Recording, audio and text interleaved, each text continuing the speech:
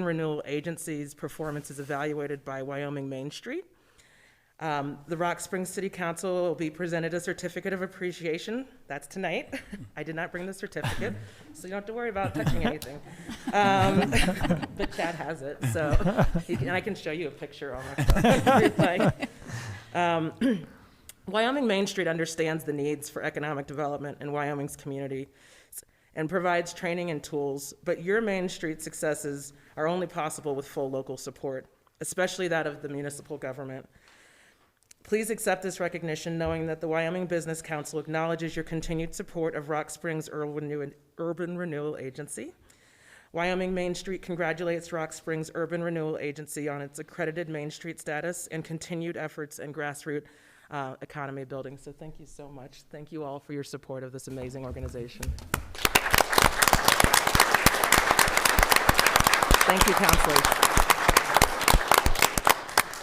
Jen, I appreciate your time and for coming down here and for recognizing our URA in our city for those efforts. And Chad, Maria, you want to say any words?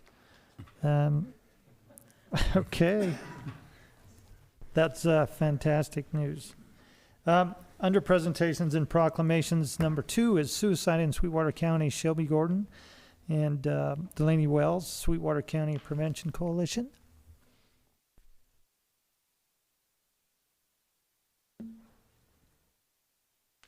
Thank you for having us today.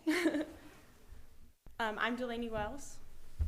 And I'm Shelby Gordon, and we're from the Sweetwater County Prevention and the Coalition, and we work at Southwest Counseling Services.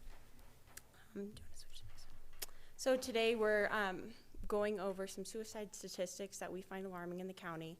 And then we're also going to be talking about some prevention that we can be doing on a county level and within our community and also on an individual level. And then we're going to provide some resources as well as answer some questions that you may have. So these are some alarming statistics, but the purpose of sharing them with you today is pivotal in how we approach prevention. For over the last 20 years, Wyoming as a state has been above the national average for suicide rates. And it's not shocking that suicide in rural areas is underreported up to 300%. And that's not just underreported, but that's incorrectly reported or just not reported at all. Since 2000, suicide rates have increased in Wyoming by 34%. Wyoming has the highest suicide rate of any state with 25.2 deaths per 100,000 people. The national average is 14.8 deaths per 100,000.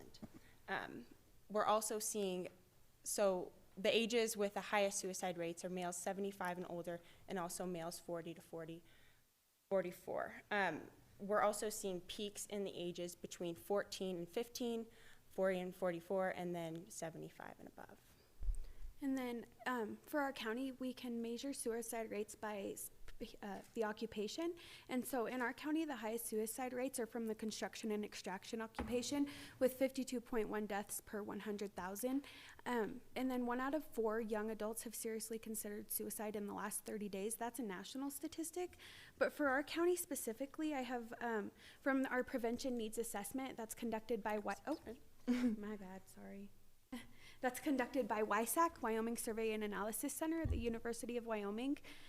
RPNA, they survey 6th, 8th, 10th, and 12th graders in our county, and 18.45% of the high schoolers in our county had seriously considered suicide in 2018 in the last 12 months, and then 9.3% reported that they had actually attempted suicide within the last 12 months.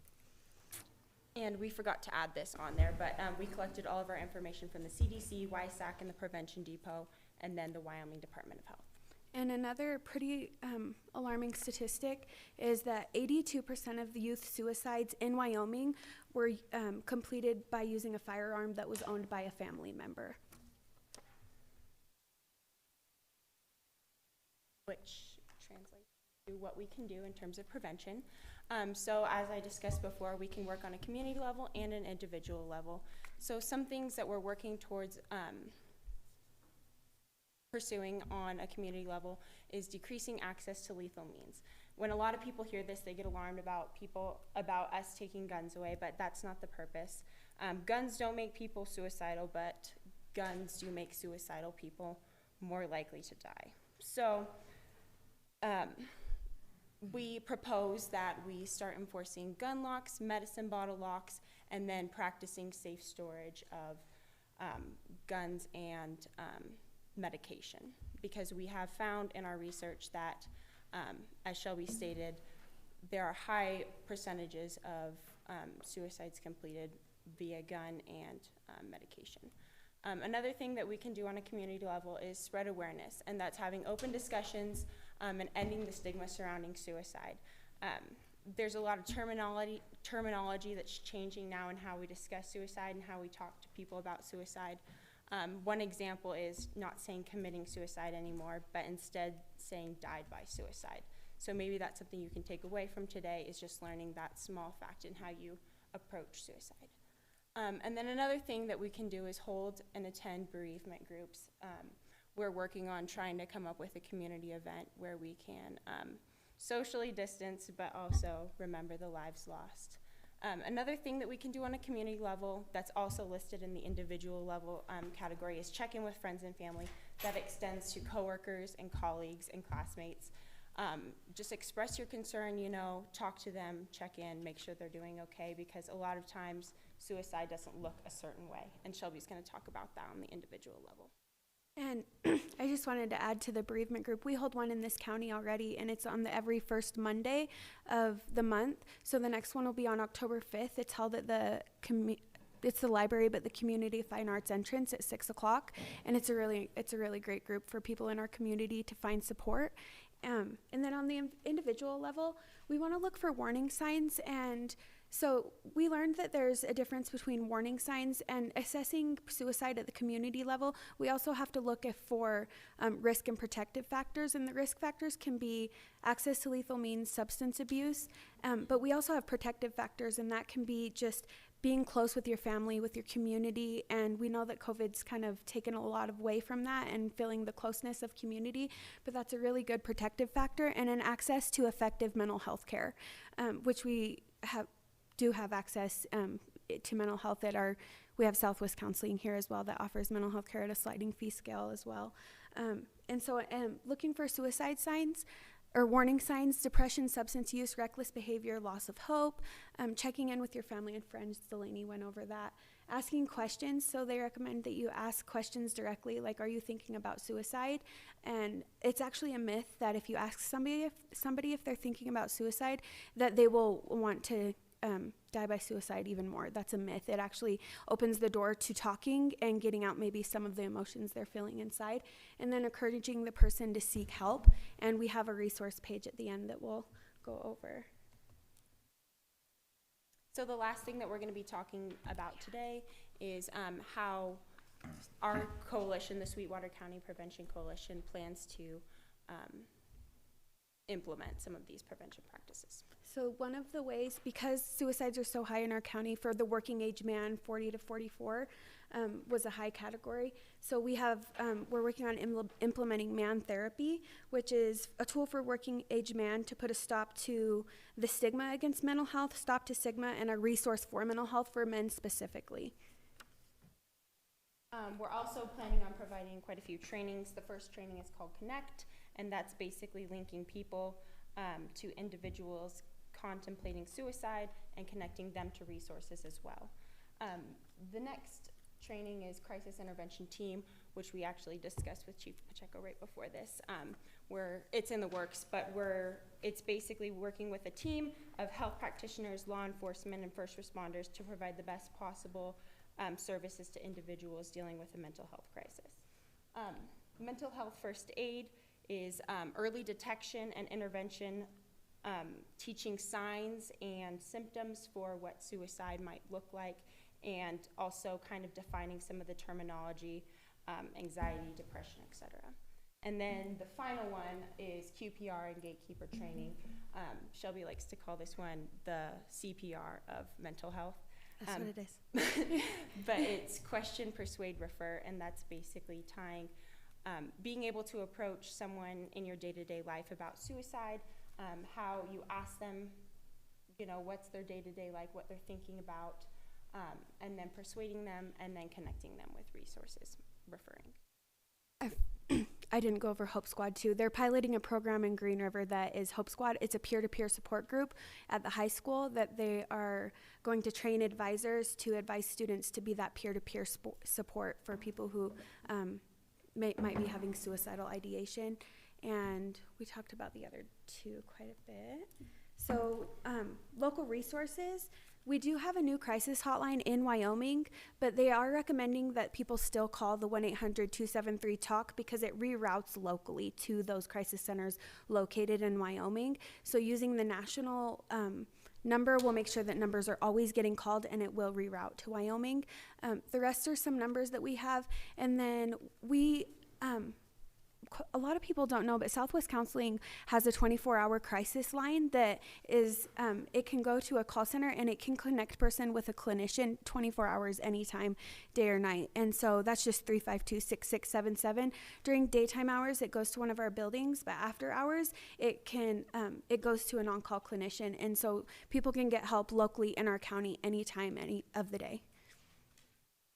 And that's all we have for you today. I have a question on a couple slides back. I thought it was, you guys did great. One of my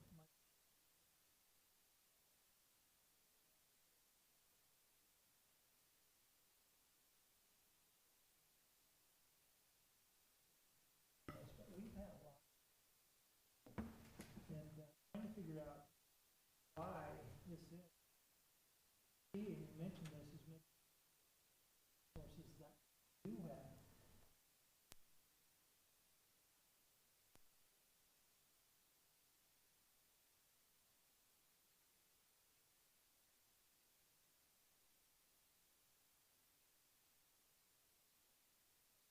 But still being said, that might be something that might.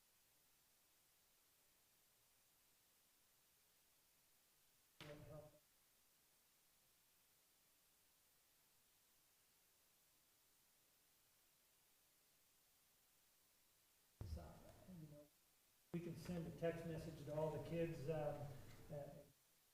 saying that school or emergency.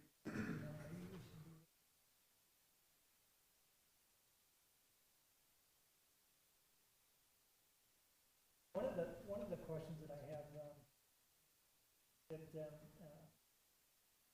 slide that showed that the difference that a lot of them were attributed to the construction profession at a rate of 52.1 deaths per 100,000. Their data, what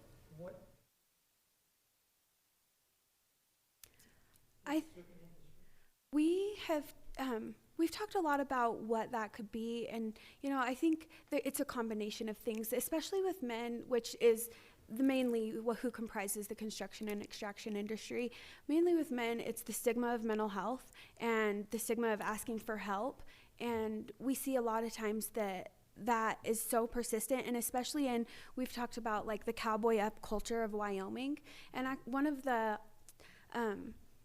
slogans for the new crisis line was asking for help is the new cowboy tough. And it really is, because asking for help is keeping people alive and checking in on your friends and checking in on your family. So I think a lot of it is culture, and the culture that we have in Wyoming to be tough and be a cowboy. And so trying to change that, it's a lot of cultural norms, and trying to change that is really hard, and it's kind of a slow process, but it's something that we're working diligently on. Behaviorally, I think we can attribute it also to physical and mental stress. And because we have noted that stress and anxiety are key contributing factors. Especially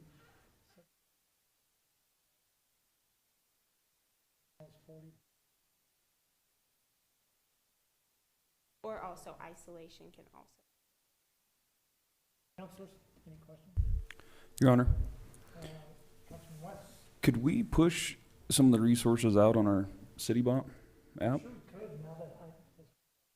Yeah. This one? Just push that out to our IT, we can get that out.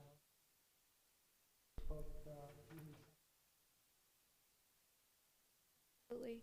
And a lot of the things that are offered through Southwest Counseling, like our gun locks, our medication boxes, it's all free. So if somebody comes to us and they want to safely store their gun with a gun lock, we offer that for free. Medication boxes, if people are worried about medication, we also have disposal site at Southwest Counseling. We have Deterra medication. It deactivates a medication if it's been expired or if you're just done with the prescription. So we have a lot of resources that are available for free to the community through prevention. And we're just located at Southwest Counseling if people want to call and get a hold of us for any of that. And also, if anyone's interested, we also have gun locks here today. We have pill bottle locks and we have medicine lock boxes. Yeah. Hey, folks, you heard it. Shelby Delaney did a great job, and I think you.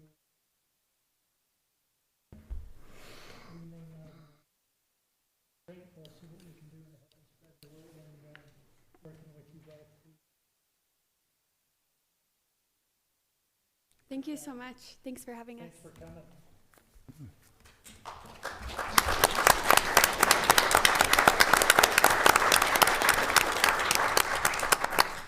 That was great information. Next on our presentation portion, excited to have Chief Walmsley up and say a few words on a resolution in the Missouri Valley Division of the International Association of Fire Chiefs, appreciation of our law enforcement. Chief, there you Kind of snuck up on you. Your Honor and Counsel, thank you for the opportunity to be here tonight. Our division of the International Association of Fire Chiefs is the Missouri Valley Division. It comprises the states of Wyoming, Colorado, North Dakota, South Dakota, Nebraska, Kansas, Missouri, and Iowa. We held our annual conference virtually, as most have been held this year, in August, and during that time there was a lot of discussion about looking out for our brothers and sisters in law enforcement and how important they are as part of the whole sphere of public safety and the welfare and the health of any community. Tonight, we're here from the Rock Springs Fire Department to show our appreciation for our brothers and sisters in law enforcement and to show our support of what they do every day, day in and day out, in keeping our communities safe. Not only are they law enforcement officers, they're peace officers. Their presence is a deterrent to crime. It's a comfort in a time of need. It's a shield from violence. It's an asset to our community. So I'd like to read, without further ado, the resolution, that the membership of the Missouri Valley Division of the International Association of Fire Chiefs approved at their annual conference in August of 2020. Resolution number 3, support of law enforcement.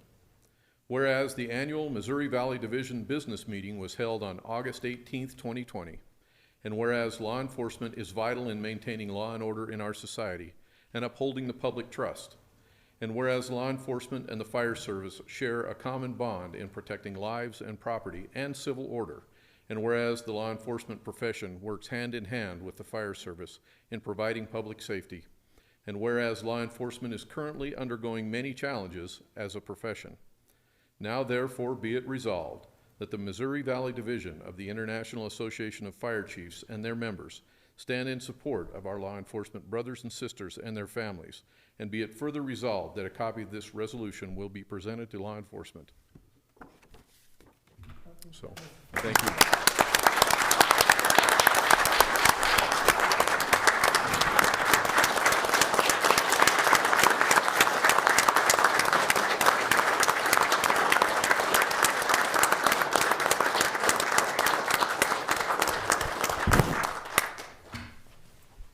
You know, what we see around the nation, we wouldn't think that it happens here at home. And I see these two departments work together day in and day out.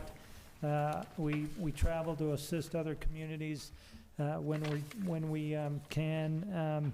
We get together in certain situations, whether it's an emergency or just as we did here recently on the September 11th ceremony, which, by the way, was fantastic. all of us there on our guard, RSPD, RSFD. I'm so proud to be a part of this organization and work side by side with you all. You do a great job, and I just can't tell you how grateful I am for the resolution, just resolving any questions whatsoever, that we all stick together and we support one another through this time. Thank you, Your Honor.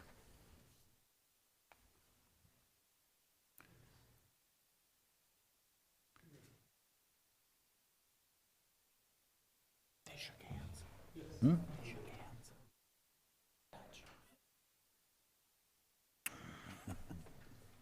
Yeah.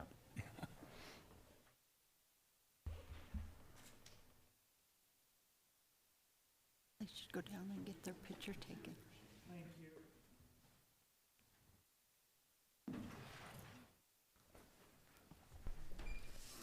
Well done. Thanks, everyone.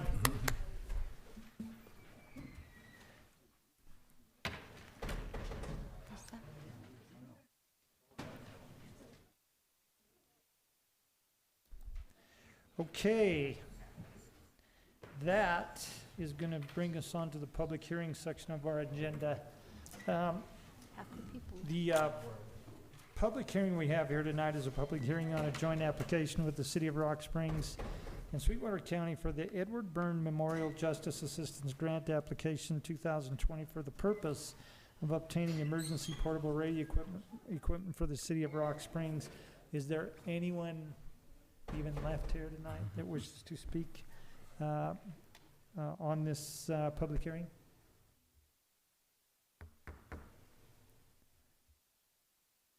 Okay, hearing none, we're going to move on to petition section of our agenda. Is there anyone here tonight wishing to address the council on any issue whatsoever?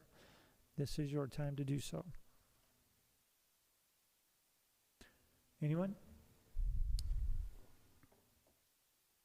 Okay, we're going to close the petition section of the agenda and move on to the officers and staff reports. Councilors, we have item number 1, the health insurance fund recap for August 2020, and 2, the financial report summary for August 2020. I'd entertain a motion to approve the officers and staff reports and place on file. So move, Your Honor. We have a motion. Do we have a second? Second. Second's been called. All in favor say aye. Aye. Any opposed? Okay, this is going to bring us on to the Council Committee and Board reports. Councilors, we have 1, the Main Street Board meeting minutes of August 10th, 2020. 2, the Rock Springs Historical Museum Board meeting minutes of August 12th, 2020. And I would ask, are there any other board reports due at this time? If not, I'd entertain a motion to approve the Council Committee and Board reports and place on file. So moved, Your Honor. Do we have a motion? Do we have a second? Second. Second's been called. All in favor say aye. Aye. Any opposed? It's going to bring us on to the bills and claims section of our agenda. Councilors, item number 1, the bills and claims for September 15th, 2020. What's your pleasure? Your Honor, Councilwoman Demas? I make a motion to approve the bills and claims for September 15th, 2020. We do have a motion to approve the bills and claims for September 15th, 2020. Do we have a second? Second. Second's been called. All in favor say aye. Aye. Any opposed? Abstained. Let the record show. Item number 2, the salaries for September 8th, 2020. Your Honor, Councilwoman Demas? I make a motion to approve the salaries for September 8th, 2020. We do have a motion to approve the salaries for September 8th, 2020. Do we have a second? Second. Second's been called. All in favor say aye. Aye. Any opposed? It's going to move us on to the new business items of our agenda. And item number 1 is a request from the Police Department for permission to apply for the 2021 EUDL grant. Councilors, what's your pleasure? Your Honor, Councilman Green? I make a motion to approve this request. We do have a motion to honor this request. Do we have a second? Second. Second's been called. All in favor say aye. Aye. Any opposed? Okay, item number 2, the request from the Engineering and Operations and Public Service Department for permission to purchase a used backhoe for the Water Division. Councilors, what's your pleasure? Your Honor, Councilman Shalata? Move to approve this request from Engineering and Operations, Public Services. We do have a motion to honor this request. Do we have a second? Second. Second's been called. All in favor say aye. Aye. Any opposed?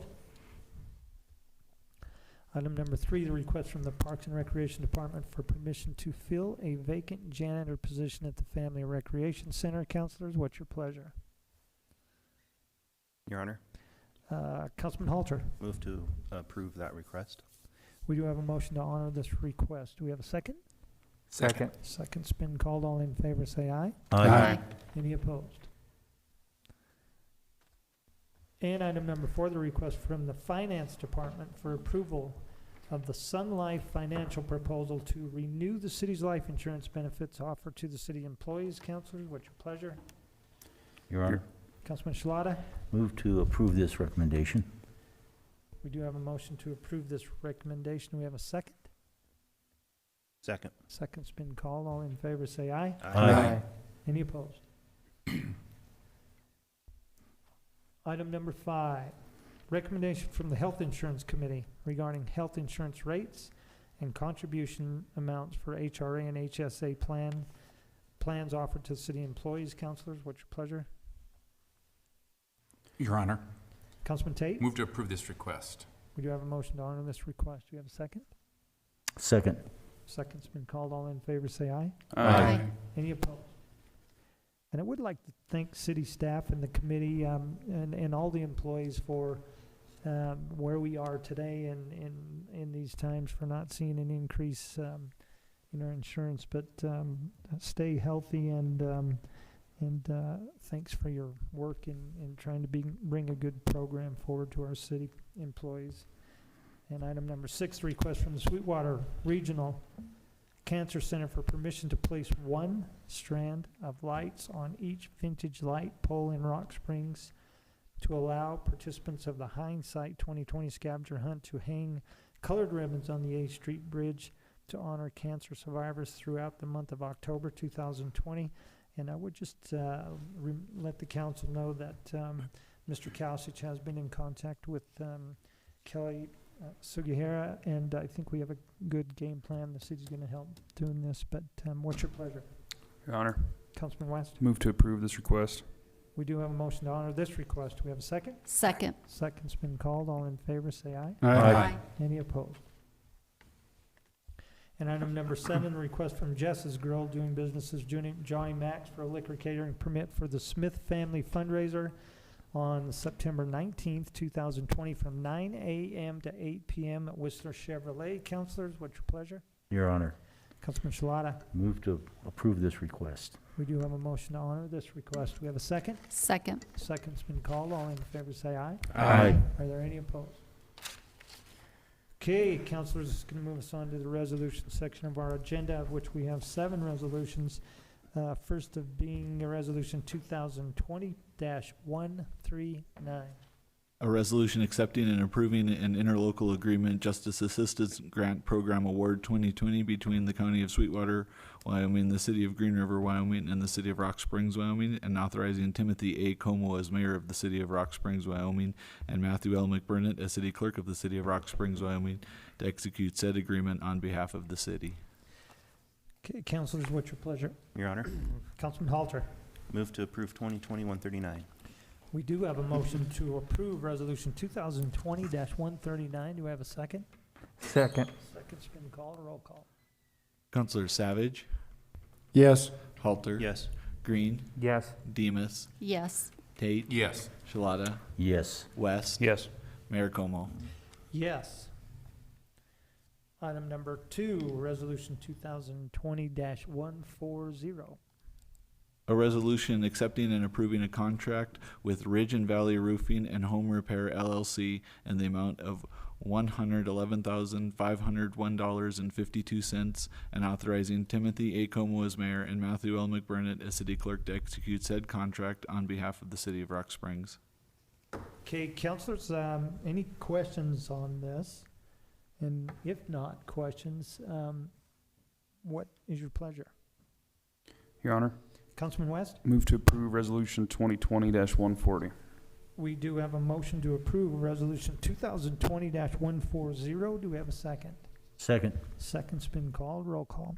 Counselor Halter, Yes. Green, Yes. Demus, Yes. Tate, Yes. Shalata, Yes. West, Yes. Savage, Yes. Mayor Como. Yes. Item number 3, Resolution 2020-141. A resolution accepting and approving a spy care service agreement between the City of Rock Springs and the Spyglass Group LLC and authorizing Timothy A. Como as mayor and Matthew L. McBurnett as city clerk to execute said agreement on behalf of the City of Rock Springs. Councilors, what's your pleasure? Your Honor, Councilman Green? I move to approve Resolution 2020-141. Council, we do have a motion to approve Resolution 2020-141. Do we have a second? Second. Second's been called. Roll call. Counselor Green, Yes. Demus, Yes. Tate, Yes. Shalata, Yes. West, Yes. Savage, Yes. Halter, Yes. Mayor Como. Yes, And Mayor, if I may, you may. I just want to say thank you to Matt and your group and the city staff on that, all the work going through that process. When you sent that email out that we had went through this effort and, you know, we analyzed the process, $18,000 of savings to the city, that's just good work. So hats off to you and your staff and your group. You know, congratulations on that, and we appreciate it. So Thank good you. work. Item number 4, Resolution 2020-142. A resolution declining the city's participation in the 2020 optional payroll tax deferment holiday. Councilors, what's your pleasure? Your Honor, Councilman Tate? move to approve 2020-142. We do have a motion to approve Resolution 2020-142. Do we have a second? Second. Second's been called. Roll call. Counselor Demus, Yes. Tate, Yes. Shalata, Yes. West, Yes. Savage, Yes. Halter, Yes. Green, Yes. Mayor Como. Yes. Item number 5, Resolution 2020-143. A resolution accepting and approving the further health savings account plan for the city employees and authorizing Timothy A. Como as mayor of the City of Rock Springs and Matthew L. McBurnett as city clerk of the City of Rock Springs to execute said HSA plan on behalf of the City of Rock Springs. Councilors, what's your pleasure? Your Honor, Councilwoman Demus? I make a motion to approve Resolution 2020-143. We do have a motion approving Resolution 2020-143. Do we have a second? Second. Second's been called. Roll call. Counselor Tate, Yes. Shalata, Yes. West, Yes. Savage, Yes. Halter, Yes. Green, Yes. Demus, Yes. Mayor Como. Yes. And item number 6, Resolution 2020-144. A resolution accepting and approving a further health reimbursement arrangement plan for city employees and authorizing Timothy A. Como as mayor of the City of Rock Springs and Matthew L. McBurnett as city clerk of the City of Rock Springs to execute said HRA plan on behalf of the City of Rock Springs. Councilors, what's your pleasure? Your Honor, Councilman Shalata? move to approve Resolution 2020-144. We do have a motion to approve Resolution 2020-144. Do we have a second? Second. Second's called. Roll call. Counselor Shalata, Yes. West, Yes. Savage, Yes. Halter, Yes. Green, Yes. Demus, Yes. Tate, Yes. Mayor Como. Yes. Item number 7, Resolution 2020-145. A resolution accepting and approving an agreement between No B4 and the City of Rock Springs, Wyoming, and authorizing Timothy A. Como as mayor of the City of Rock Springs and Matthew L. McBurnett as city clerk of the City of Rock Springs, Wyoming, to execute said agreement on behalf of the city. Councilors, what's your pleasure? Your Honor. Councilman Halter? Move to approve 2020-145. We have a motion to approve Resolution 2020-145. Do we have a second? Second. Second's called. Roll call. Counselor West, Yes. Savage, Yes. Halter, Yes. Green, Yes. Demus, Yes. Tate, Yes. Shalata, Yes. Mayor Como. Yes. And with no further business. Could I to say one thing, Your Honor, first? come- I'm afraid to ask. Wear your mask. No. No, I would like to thank our streets department and all our city employees who worked so hard during the snow NATO that we had on Tuesday and cleaning up the branches and the streets. I thought they were out there, and thank you and your crew, Paul, and you too, Dave, for the parks. You guys really did a great job. Yeah, absolutely. Yeah, in our time of hurricane in Rock Springs, great job and all that. What amazed me is we were just having a discussion prior to the storm, how good the parks and everything looked. But They did a great job. With no further business to come before the city council, this meeting is adjourned. 6 more, Billy. 6 more. 6 more.